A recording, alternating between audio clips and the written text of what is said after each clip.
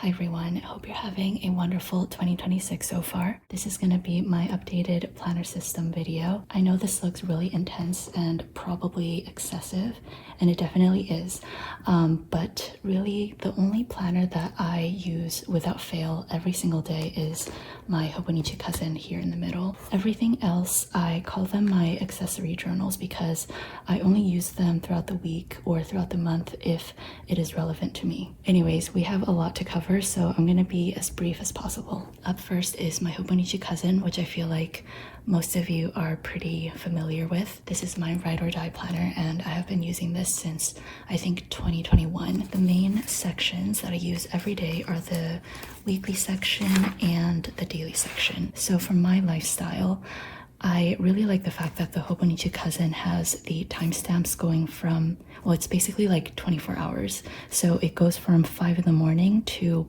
5 in the morning over here, and it just continues throughout. A lot of hourly planners out there go up until like 9 p.m. And for me, my night is just getting started at 9 p.m. So yes, I do really appreciate the 24-hour format, and I obviously am not awake for 24 hours. So for the top and bottom, you will often see that I put down deco or washi tape, stuff like that to kind of decorate. But anyways, I use this section to time block my schedule for the week. You can see that when I have events spanning several hours, I draw a little bar to indicate that time block. It's also a little bit of memory keeping. As you can see, like I have fun stickers here and there. And I often get questions asking like, is there any repetition between the weekly section and the daily section? And there is a little bit of overlap. For example, I might mark in a little work block here, and I might write down a few things that I want to accomplish during that work block. But it's not like a detailed to-do list where I write down exactly what I would like to do. Also, I get a lot of questions asking like how I'm able to exactly predict my day. And that is definitely not the case. You can see that I often leave like a grid space in between all of my planned items because I know that I need some time to clean up whatever I'm doing and get materials out for the next task. Or I might procrastinate for a little bit, stuff like that. And also, I'm not like super rigid about this. Like, it's totally fine if I don't follow my schedule exactly. And as you can see, like here, I was planning to, I think, clear out my email inbox, but I was just feeling really bad on this day, so I covered it up with a sticky note and I wrote, "Never mind, just gonna rot in bed." And for the weekly section, I definitely do not plan my entire week in advance. I usually plan the morning of and for the next day. That's because whatever I need to do on Friday really depends on what I'm able to get done during the first half of the week. So yes, to summarize, my weekly section is basically my schedule, but kind of glamorized. And then for the daily section, I will quickly talk about the title page. So every month I'm gonna try to write down one positive thing, negative thing, kind of like important or notable thing, maybe something delicious that I tried, and then some like important due dates. Okay, then for each day, I will flip to a full spread. So I do not follow the timeline that is printed on the daily pages at all because I, again, already time blocked everything in the weekly section. I just use a pencil to darken the margin, and this way I have 2 columns. Here I have my morning routine, which is my medication, my walk, and whatever I read. Then I have a section for my work to-dos, a section for my life to-dos. I usually start off the day with the journaling prompt, and for the rest of the day, it is basically just like a free journaling space. Sometimes it is only writing, sometimes it is doodles, or maybe I'll paste in something from my daily life. So yes, this is the gist of my Hobonichi Cousin, and most of my videos on this channel is about the Hobonichi Cousin, so I'm not gonna go too into detail about that one. Next up, I have my Hobonichi Weeks, which is my health and fitness record keeper. This one I basically use every single day, but sometimes I will like fill out 2 or 3 days at a time because this is again a record keeper. So I'm filling stuff out that happened in the past. So for my steps and workouts, again, I fill this out for things that I have already done. For the weekly pages, this is where I jot down my outdoor runs, my workouts at the gym, some highlight of every day, some habits, and like things that are on sale at the grocery store. All of the habits here are things that I can only fill out at the very end of the day or the day after. So caffeine, medication, shower, how inflamed I have been, and my skincare. So yeah, this is pretty low maintenance, and I think one of the reasons why I have been able to keep up with this is because if I do happen to go through a busy period where I'm not able to like fill out my planners every day, I can kind of give myself a break for a few days and still retroactively fill it out without having to recall a bunch of stuff. So in summary, this is my health and fitness record keeper. This one is new to my lineup. It is the Hobonichi A6 Day Free Planner. This is my business planner and ideas journal. So I think I'm gonna only show this in this video because it is the beginning of the year and I don't have as much sensitive information in here, but the idea is that this is where I can write down things that I wouldn't like to post on social media. The monthly section is where I'm color coding my deadlines, important deliveries, shop events, stuff like that. The day free planner is basically just a bunch of monthly spreads and then a bunch of note pages in the back. And what I really like about it is that it's numbered. So the idea is that for example, here I have my 2027 monthly collection notes, and this is on page 9. So in the yearly index, this is under the 2027 plan. So I have my title and page number so that I can easily refer to it. I have some notes about the 2026 monthly collection. This is the October freebie. Okay, yeah, I think that is all I'm gonna show. It's not too big of a deal if you happen to screenshot something, but just in general, I'm not really gonna show this on social media. I took a little break from filming, so the lighting might be different. But anyways, next up, I'm gonna talk about my ADHD to-do list journal system. This one I don't use every single day. It's mostly when I am having a very overwhelming few days of work and I really need help with focusing. So it's just basically a continuous to-do list. And you might be wondering how it differs from the to-do list that I write in my Hobonichi Cousin. The to-do list in my Hobonichi Cousin is basically everything that pops into my head as I'm writing my to-do list. Sometimes the most important thing comes to mind first, so I write it first, but it's not necessarily in an order of priority or a chronological order of how I want to do things.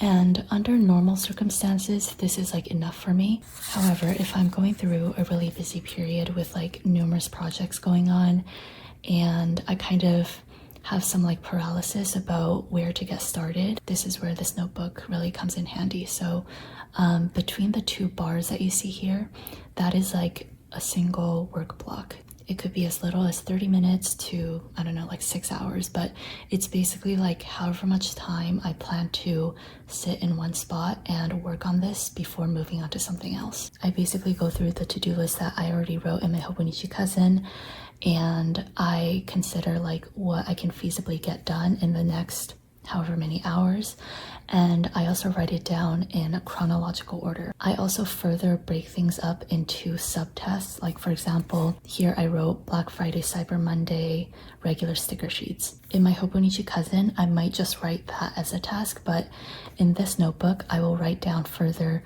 the exact sheets that I want to work on. And being able to check off a bunch of little things throughout my work block just kind of gives me a little bit of a dopamine rush, and I suppose that's part of what really helps me.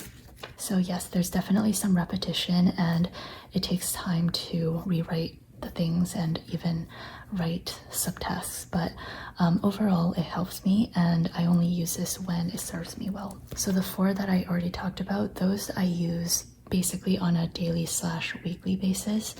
These ones I use very sporadically, so I can go through them really quickly. The first one is a Rhodia, what size is this?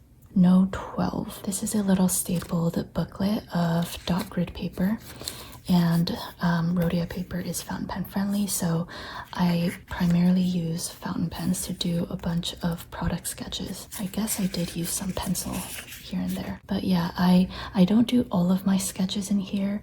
I also have like some of it in my business journal, as you saw earlier. It just like really depends on how I'm feeling and what I have available to me. This fits in all of my purses and most jacket pockets, so I typically carry this one around, and yes, I will continue using that this year. Then I have my Hobonichi A6 Han, and this is the 2025 sushi cover. I'm not using this as a dated planner, rather as a recipe journal. So I use the perpetual calendar as a index, and as you can see, I have a bunch of different categories: cookies, cakes, breads, desserts, savory, stuff like that. And for example, like if I wanna, let's say I wanna bake checkerboard cookies, which is January 4th.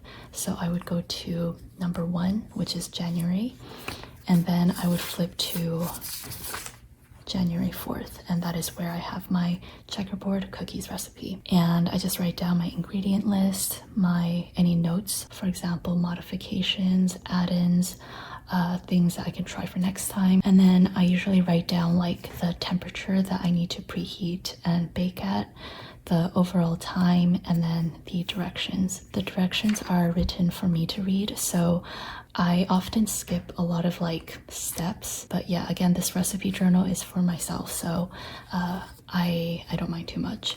And then usually I do a little doodle at the bottom, and if I get the recipe primarily from a single source, I will give credit. So this is like just one cookbook. This is Natasha's Kitchen.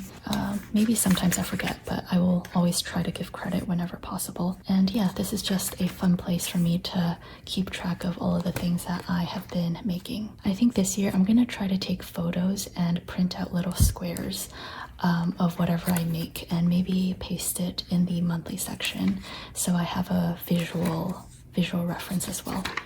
So yeah, that is my recipe journal, and even though this is from 2025, I'm again not using it as a dated planner, so I can basically keep using this until I fill it up all the way. Next up is my Commonplace Notebook. This is a B6 sized hardcover Leuchtturm, and is this lined? No, this is dot grid. I honestly started this just as a regular notebook and a place to compile all of my ideas and random readings.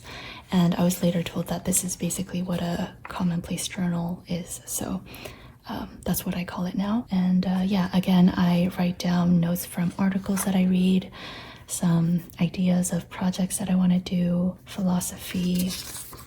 I also have some math, poetry, some little informal essays and self-reflections, and just like a random mix of stuff, like stuff about avocados, but then I also have more math stuff and like art perspective. So yes, this I do not use every day. I just use it whenever I come across an interesting article or I have some thoughts to write down. I haven't been as consistent with this in the past few months because I just haven't had much time to read upon new things and be curious about stuff, but hopefully I can get back to filling this up more. Then I have my reading journal. This is a Stalogy half-year A5 grid notebook, quite a mouthful, and I have been using this I think for over 2 years at this point, just because I don't read as much as I would like, and therefore I don't have as many reading notes. So yeah, I have like an entire video about this reading journal, so I won't talk too much about it, but essentially what I write down are just anything, which I know that was not very helpful, but yeah, it literally is just like any opinions that I have, predictions, things that I want to remember, quotations that I like, vocab, things like that. I really do not have a structure.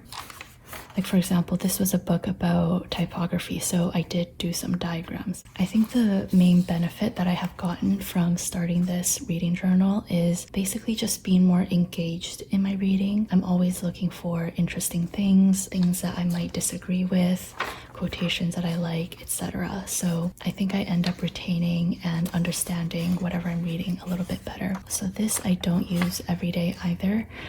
because sometimes I read only for like 15 minutes and nothing is like notable enough for me to write down. So yeah, I kind of like work on this maybe once a week where I have a buildup of things that I annotated and highlighted. I will say that I'm not the biggest fan of Stalogy paper with fountain pen ink. I find it to be kind of inconsistent. Like some areas there are like waxy spots where the ink doesn't seem to settle into the paper well. So yes, to be honest, I am looking forward to finishing this so that I can move into a different notebook, but I do plan on actually finishing this because I don't want to waste all of these beautiful pages. Last but not least, this is my Hobonichi A5 notebook, and this is from a few years ago. I did some notes about, what is this?